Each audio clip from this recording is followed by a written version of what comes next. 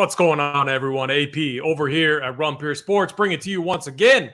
Actually, for the first time this year, we got the Strokes Gain Show. A little bit different this year. We upgraded. We got Locks in here. Locks, what's going on, my guy? Welcome to your first ever Strokes Gain Show, man. How's it going tonight?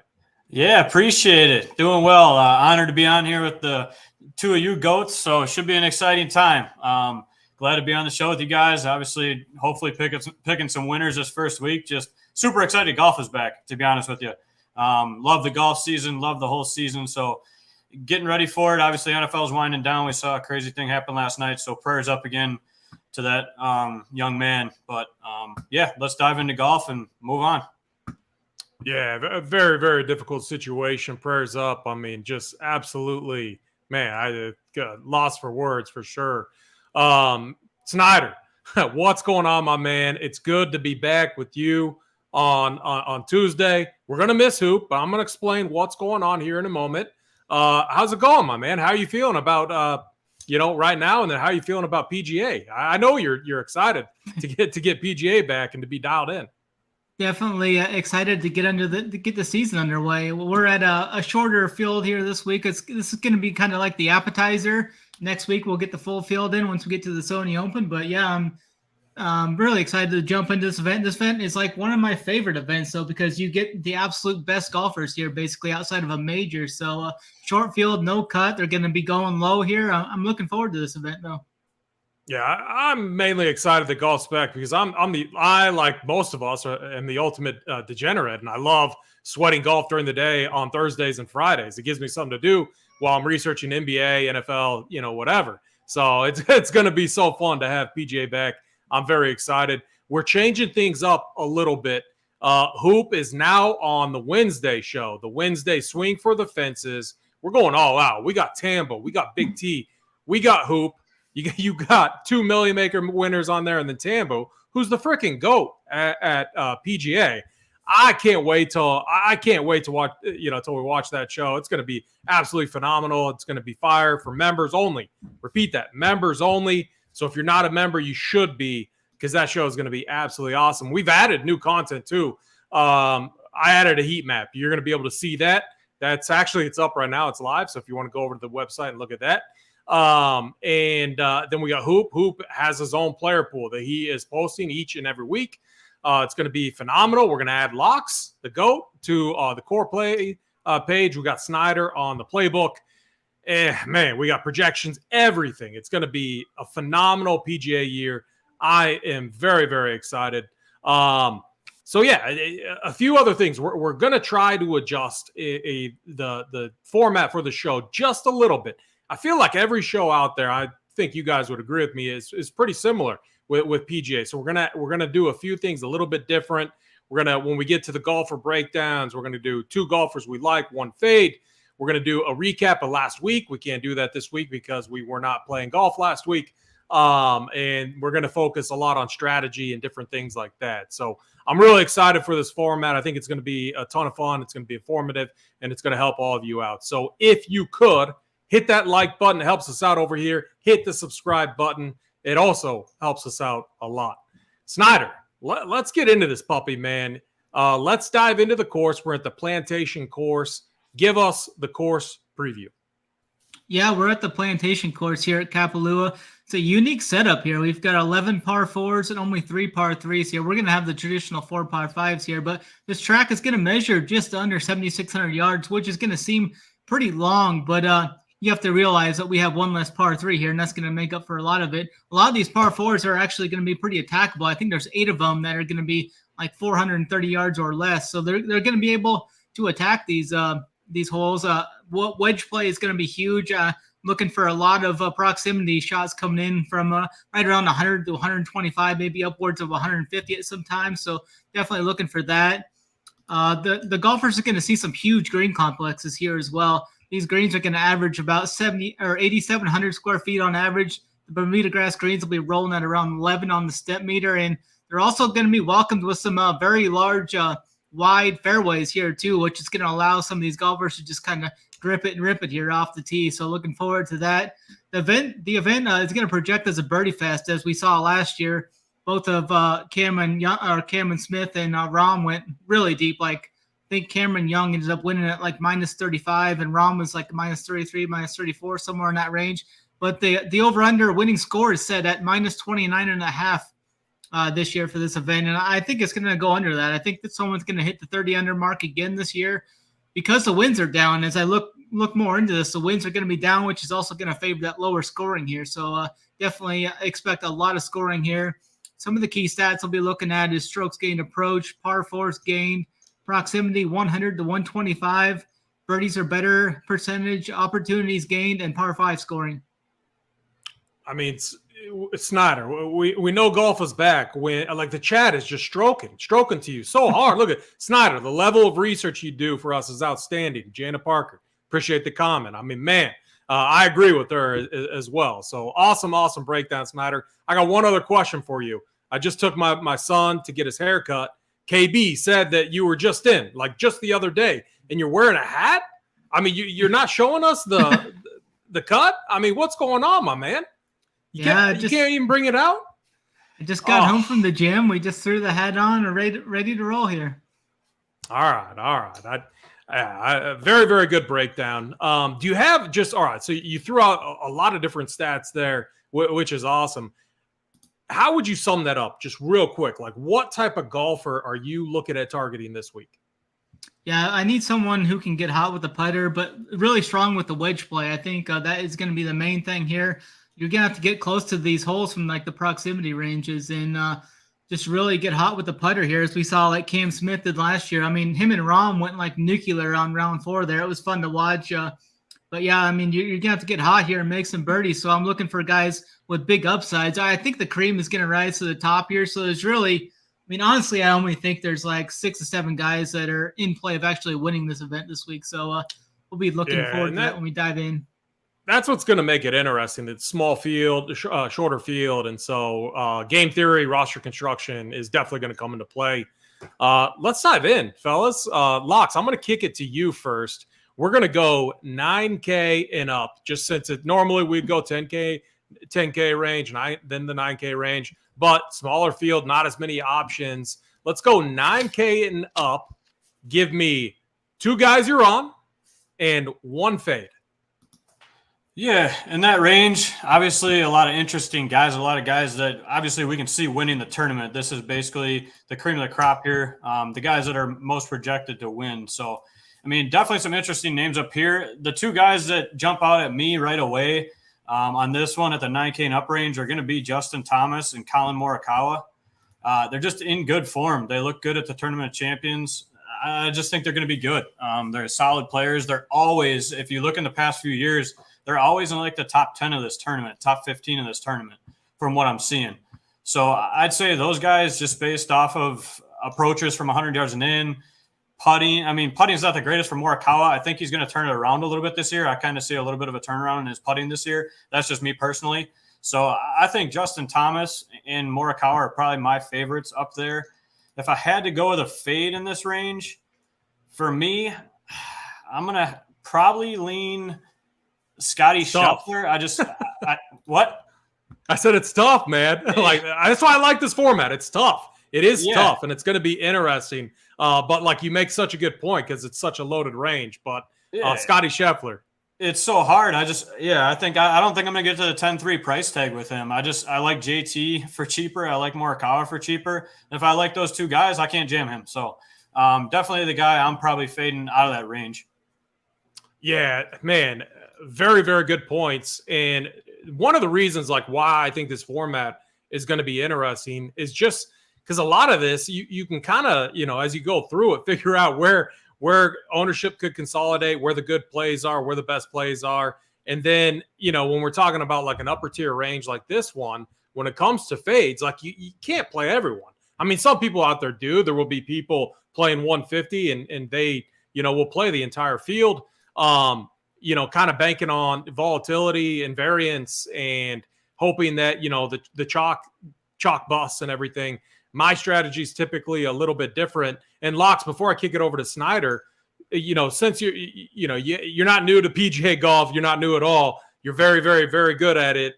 Can you give us a little insight to your strategy and what your approach is with PGA? Yeah, in all honesty, I use a pretty easy approach. I don't really do a whole ton of research.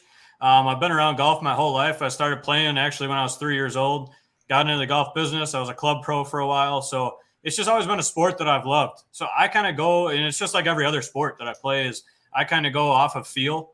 I go off of just my own knowledge and stuff like that. I'll look a little bit at numbers, but really I'm probably the least numbers guy that I know. I just don't pay attention to really a ton of stats and stuff. I just go off of my gut. I go off of what I know and me watching the stuff, to be dead honest with you. So I may be a little bit different than everybody else, but it works for me. So I try not to change it too much.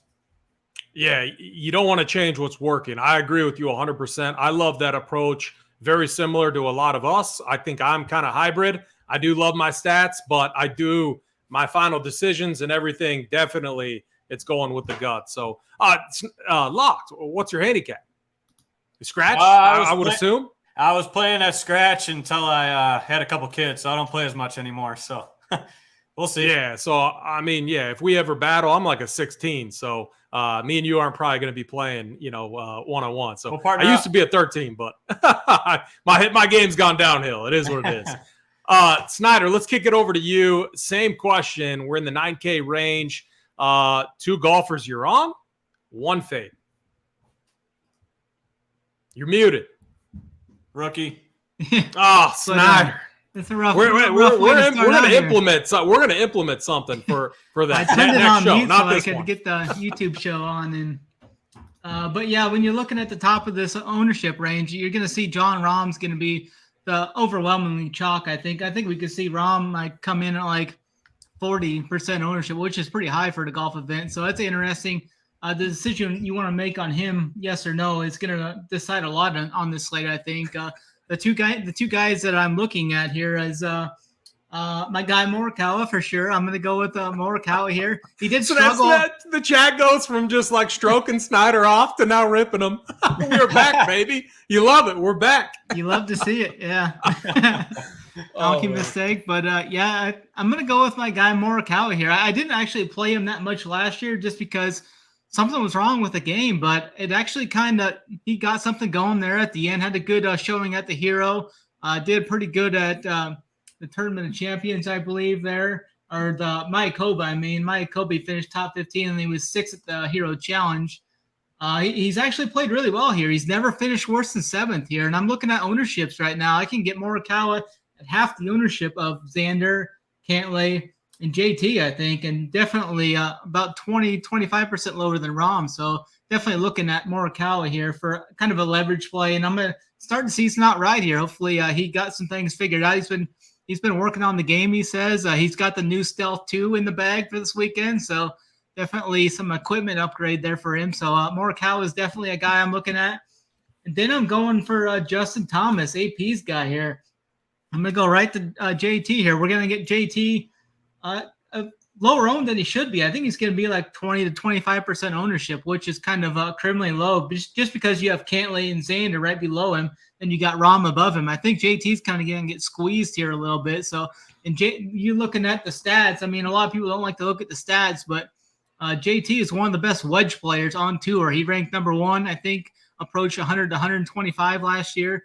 And then from 50 to 100, he was 2nd, I think, on tour last year. So I really like JT's wedge game. He's won this event twice, and no wonder looking at it, what he does there from the wedge game and such. So I'm really high on JT and Morikawa, which are going to be 2 of the lower owned guys in that 9,400 and above range. So I like being on the lower owned guys there, and I like the guys anyway. So and then I'm going to be off of Scheffler this week. Just the price tag's too high. I think like JT and Morikawa and Xander are just as good as him, and they're cheaper. So that's the fate I'm going to be at up top this week.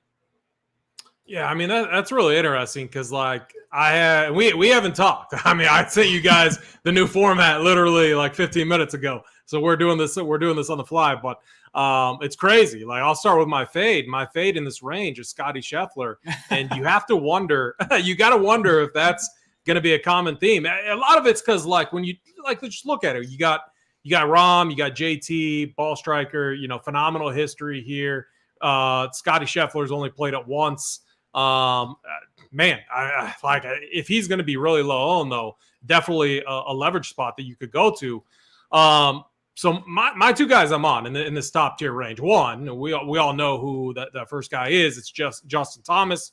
My favorite golfer, an elite iron player. You can just see the type of golfer that you want at this course is Justin Thomas. Like, look at his finishes here: 5th last year, 3rd, 1st, 3rd. I mean, the guy absolutely nukes this course. I'm really curious. Like, my number 2 is actually Jon Rahm. My take on the ownership. I think, are these guys going to get owned? Yeah, of course they are. But you can't play them all. So I think it spreads out a little bit. But like, I would have to go back and really look at the ownership at this event each and every year. But I mean, 40%, 50% seems a little high. Maybe that's correct.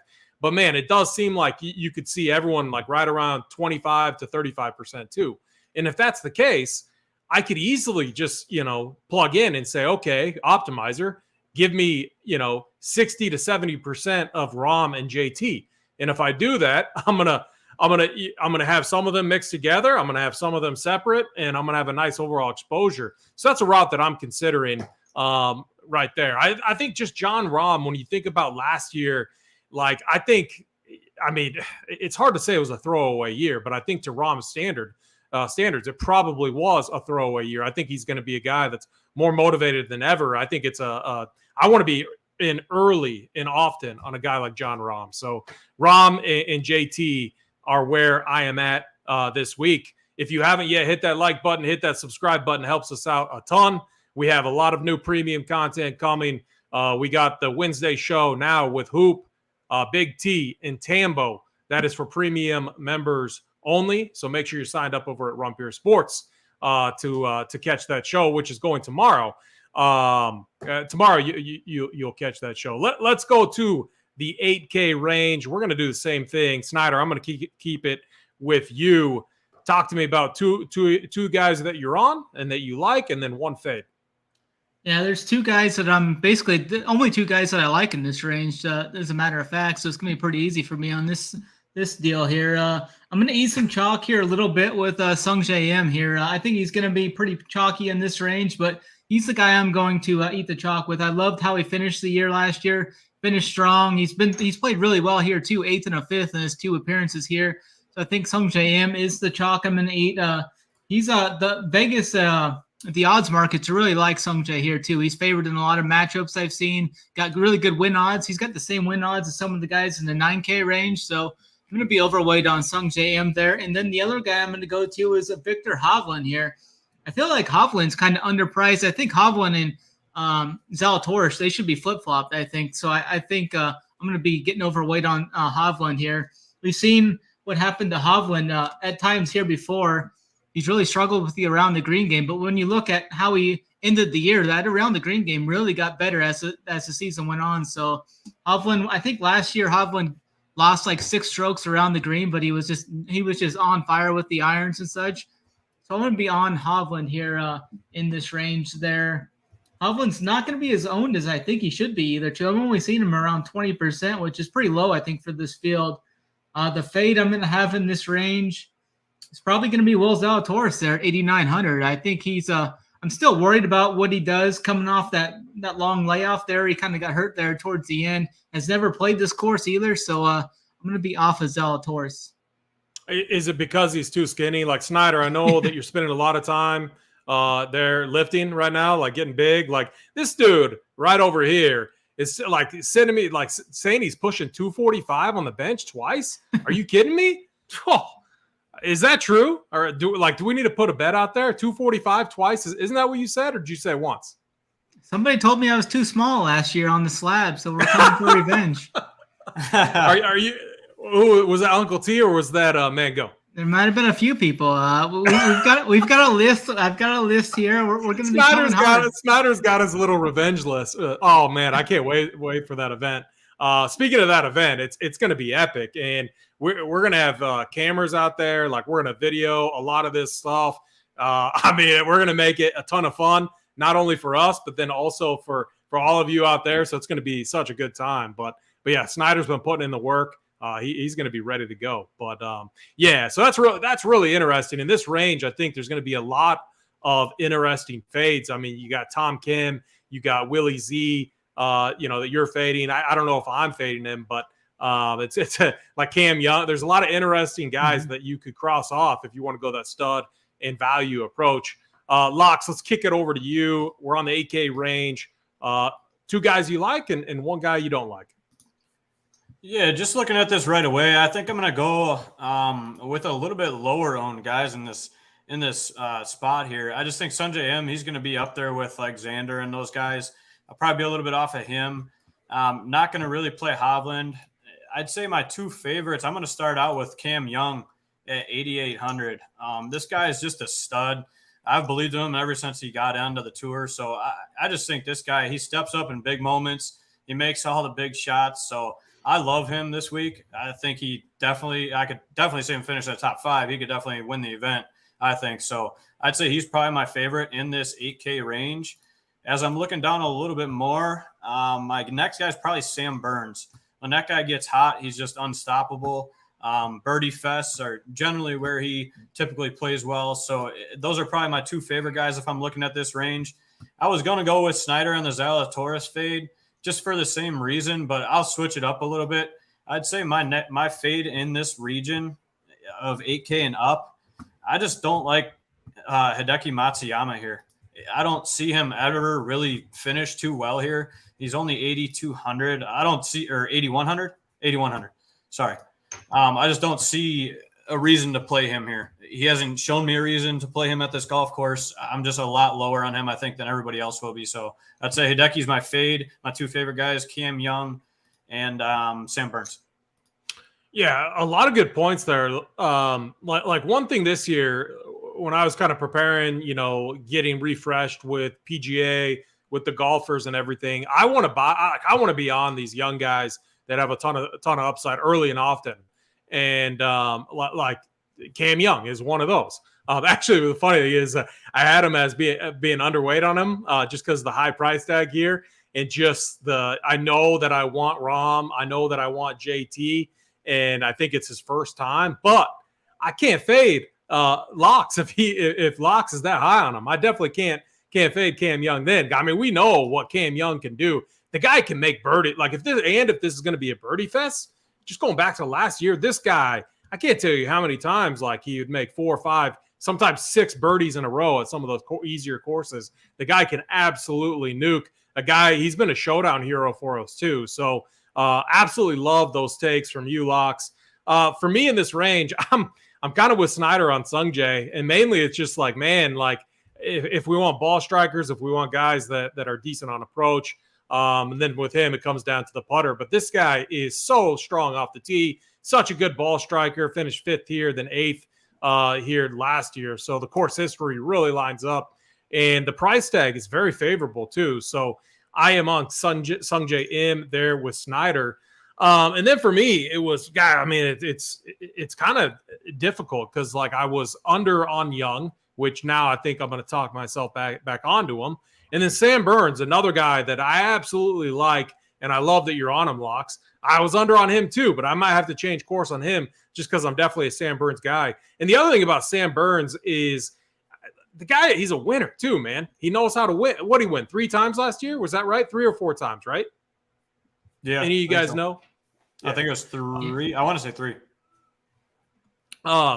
So, but my number 2 is Victor Hovland, so I think I'm like locked arm in arm with Mr. Big Guns over there, Snyder.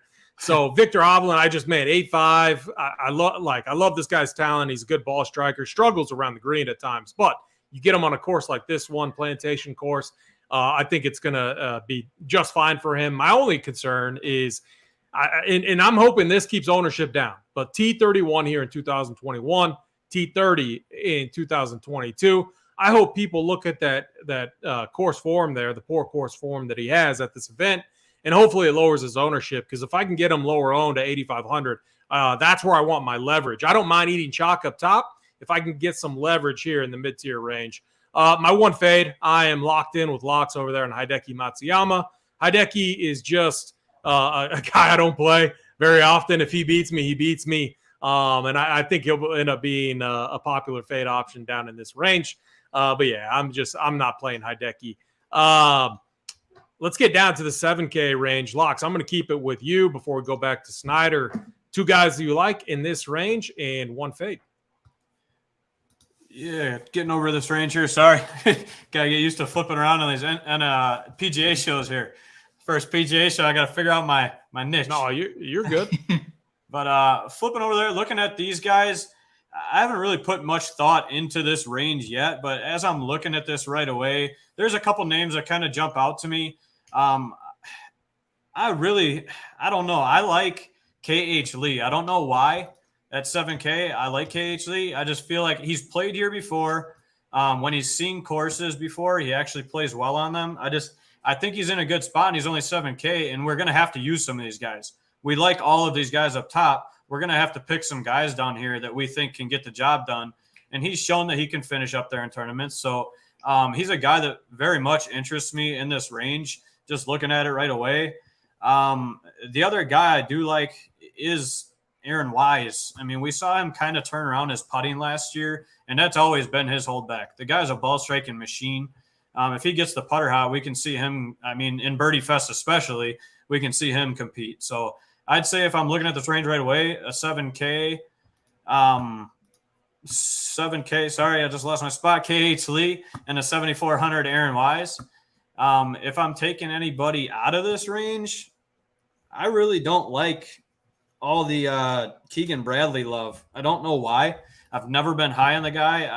I don't think I see him competing here. I could be wrong, but I'd say that's the guy that's going to be completely out of the field for me. Is he do you see him as being projected as like a chalkier play down in this range? A little bit, not super chalky. I'm seeing him like 15 to 20-ish probably. Okay, gotcha. Yeah, like Keegan, if he's going to be I mean, we know like what Keegan could do, go full Keegan. I mean, it is what it is. But like Aaron Wise is another one of those guys. I'm betting on this guy this year. I love what I saw. Like I love that you're on him because I love what I saw from Aaron Wise last year. Had a phenomenal year. To his standards, I think he absolutely knocked it out of the park, and I think he builds on it this year. So I love that play. 7,400. You can use them as like an anchor to your build too. Like think about like if you're playing like even like Rahm and Thomas together, you could use Wise there, that third man in, and you're still going to be able to do quite a bit with your build since pricing is pretty fair across the board this week. Snyder, let's get over to you. 7K range, couple guys you like, and who you fading in this range?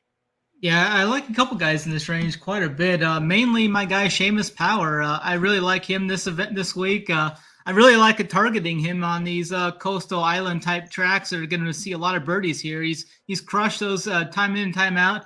Played here last year, he got 15th while losing. I think he lost like a stroke putting that event, and he still got top 15. So really like Seamus Power here. He ended the year strong too, 5th, 3rd, and 1st. So he's got all that good mojo rolling in. So I'm going to go with my guy Seamus, who is criminally underpriced, I think, at only 7,200. So I really like Power this week. So I'm rolling with him. And then the other guy I like in this range is going to be an Aussie, the only Aussie in the field, I believe. Adam Scott. We've seen Aussies do really well in this event. Like last year, we saw Cam Smith. We've seen, I think, 5 or 6 other Aussies have won this event. So I'm rolling with Adam Scott there at 7,600, who's going to be pretty low owned, maybe like right around 10% owned. So I really like that. He played in an event over in Australia this December, got second about a month ago, and then had those 2 top 5s in the playoff events winding down the season last year. So I really like Adam Scott here rolling into here. And then this is where we get different because I'm actually fading Aaron Wise this week, mainly just because of ownership there. I'm seeing him as the highest owned 7K guy, probably 25 to 30% owned. I don't like playing Aaron Wise when he's chalk. I like playing him when he's kind of a little under the radar. So I'm going to be off of Aaron Wise here. I think he could definitely get like 20th here in this range. If he gets 20th, he's not going to see the optimal, I don't think, especially at that ownership. So I'm going to be off of him. The ball striking was hit or miss down the stretch there. He lost strokes ball striking 3 of the 4 events down the stretch last year. So I'm going to be off of Wise there. It could kill me. It could be a big leverage play for me, though, too. Yeah, I mean, very interesting. We both just talked up Aaron Wise and then Snyder's fade. And here's the thing. That's PGA DFS to a T. Like, it is what it is. Like, there's different ways to get leverage on the field. Wise does seem like the guy who is going to be popular and chalk down in this range. With my focus being on these studs, I'm going to have some builds where I'm obviously fading Aaron Wise. So I definitely get the idea there. The other thing about Aaron Wise is, like, I love playing him at easy tracks. Like, I'm on him this week. I'm definitely on him, but I'm just giving, backing up Snyder and why, it would be maybe wise, maybe unwise to fade him if he is going to be chalk. He does tend to crush on easier tracks or easier fields. And so that would be one reason, like, if he just crumbles and gets 20th, 30th, something like that, you're absolutely going to be dust. The Adam Scott play, I think, is interesting too. I'm always kind of a sucker for Adam Scott. I don't know why. I think it's just he's a good iron player, and who knows why. So I could definitely get on board with some Adam Scott. My two that I'm on, one is Aaron Wise. I think he's he's one of those guys. Like I said, I'm betting on early and often this season. I'm going to have a ton of them this week. Not like a lock value or anything like that. I still have to do my ownerships and stuff. And actually, like, do you guys have, I'll start with you, Snyder, but like when you're multi-entering in this value range, so we've got our studs and everything, but like, do you have like a max exposure that you're looking at down in this value range that you're going to, like, minimum I want of a certain player and then a maximum that you want of a certain player?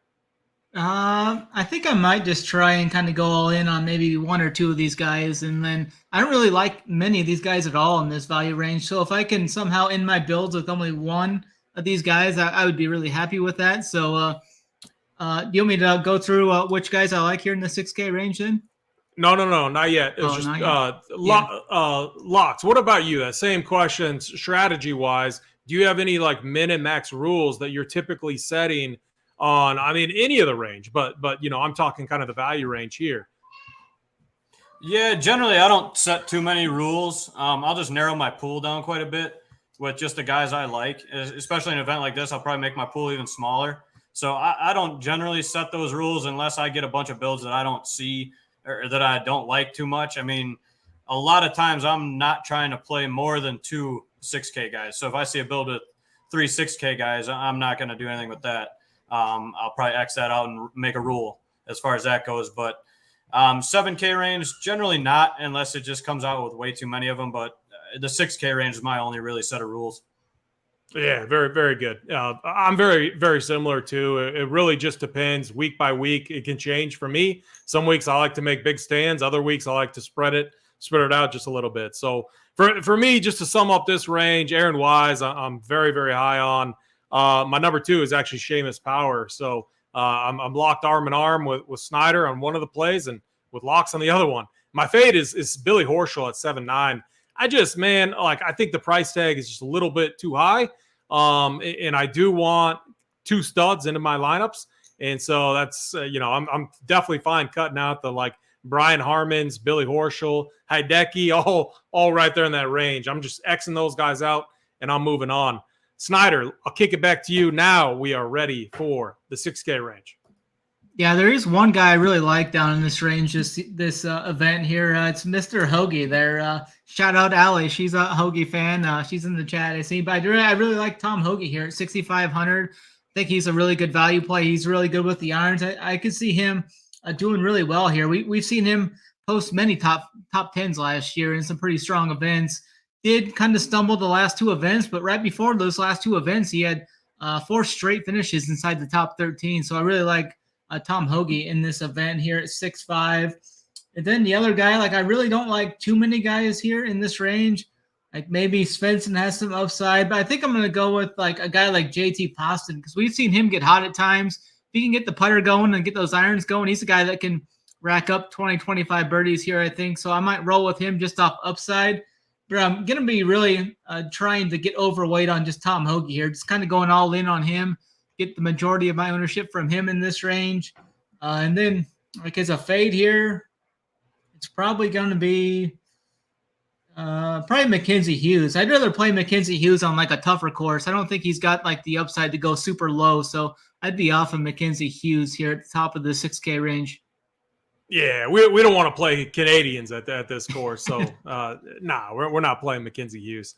Actually kidding, because I like Corey Connors, the guy we didn't talk about. So I was just trying to give Tambo some crap. Locks, kick it over to you, 6K range. Who you got? Yeah, actually looking at this range, one name jumps out at me right away, and Snyder just mentioned him. I was hoping he wouldn't, but JT Poston. I like him this week. The upside's there, like Snyder said. I think in this range, he potentially has the most upside. We've seen him compete in Birdie Fest. When he gets it going, he gets super hot.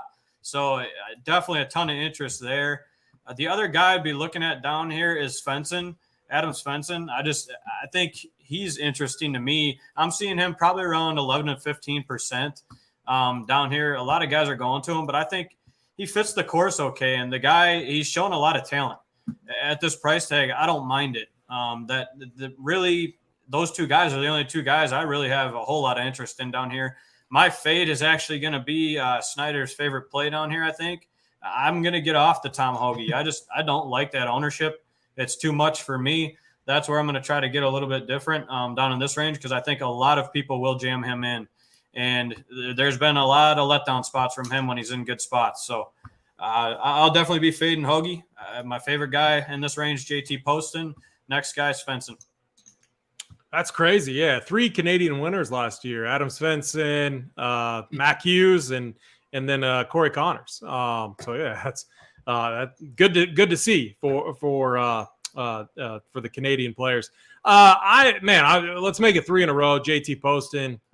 We were high on him last year. We played him all the time. He printed for us. He was like an RPS hero. So we got to go right back to him. He treated us well last year. I like how this course sets up for him. Good iron. His game's just good. Like he's a good player. And the price tag there just seems a bit too low. So I'm with both of you guys on him. My second guy that I really like is Scott Stallings at 6.6K. This guy can absolutely bomb it off the tee. I like where his approach and iron game is at too, and he's always going to battle as well. Like, he doesn't have the talent as some of the others in this field, obviously, in the top tier range, but the guy's going to battle. Hopefully he can make some birdies and get the putter dialed in. And if he can, I think he could get us like a top 15 finish potentially. So Scott Stallings is that guy for me. My fade, I'll be a little bit different. Like, I'm off Mac Hughes too, but I'm gonna go Ches Reavie. There's just like a few people down here that I think we all are. We're just crossing off. We're just not gonna play, just to trim the pool down a little bit, because we know these guys are going to get played. Ches Reavie, not a good fit. I don't think it's a good fit. This course is a good fit for him. Not a long hitter. I don't see him hanging around with this field. So Ches Reavie, an easy fade for me. Let's get on to our winners. Before we do, again, love it if all of you could hit that like button. Helps us out a ton. Hit the subscribe button. That also helps us out a ton. I think we all are pumped for PGA to start up, but we got a lot of premium content coming. We got the heat map that's rolled out. We got Hoops player pool. We got our projections. We got Snyder on the playbook, and then we got Snyder. Talk to him about what you do each and every day during when golf is going for showdowns. Yeah, I'm going to be bringing that showdown playbook back. We're going to have 4 plays on there from AP and Hoop, and probably Tambo, maybe a couple others are going to be on there as well. So yeah, I break down every round, and then I go through after the round is complete and do like 3 tiers there. Put my top 5 to 7 guys per range in there. I take some stands. I'm not going to, just like the playbook. We're not going to list every player in there like some people like to play all the players. We're going to take some stands here. We're going to find some winners. And we had a really good year last year in the showdown street. So looking to bring that back this year, and we're going to have some conviction, find some winners, and they're going to be there for each and every day for round 1 through round 4 showdown slates. Yeah, and I think it's kind of a consensus over here. Most of us dial in our player pool. We like a tight player pool. and that seems to work for us. I do like from time to time, like if I have, let's just say it's a large field, not this week, but just like a normal field. Let's just say I got 3 golfers I feel very, very, very good about. These guys are going to crush. I could put like the settings 65% up to 75, and then I could expand the pool. I could expand the pool a little bit, bring in a little bit more golfers. I've taken 3 huge stands, and then I'm mixing and matching. I'm just trying to get the right combination there. That's one route where I'll typically play a few more golfers, but each and every week, I know all of us got questions on this. I think my average, so like you can go and look all this up, and I love looking at all of our stuff. We post it every Thursday. I post it, kind of our rankings in MMEs, where everyone's at. You have Tony. Tony plays like 27 golfers, super tight player pool. Same with Hoop, which is awesome. And then I'm typically right around 38, 39. I try to get under 40 is my goal. Locks, do you have a number in mind when you're MMEing 150 that you're trying to get down to as far as how many golfers you're playing, or is that not even on your radar? Yeah, it wasn't in my radar actually until I joined you guys. And listening to like Big T and all you guys, it changed my mindset a little bit. I was using way too many people. I'd say I was generally narrowing it down. I don't know, maybe 50, 55. And I'm like, I think I got to hone that a little bit more. I was too afraid to take more stands. And I think since I got with you guys, I take a lot more stands. So yeah, I try to now. I'd keep my pool around 30 to 35 is where I kind of feel comfortable. If I get up to 40, I'm okay with it, but I try never to go over 40. Generally, I'd say my rule of thumb for me now is 30 to 35 players if I'm doing something.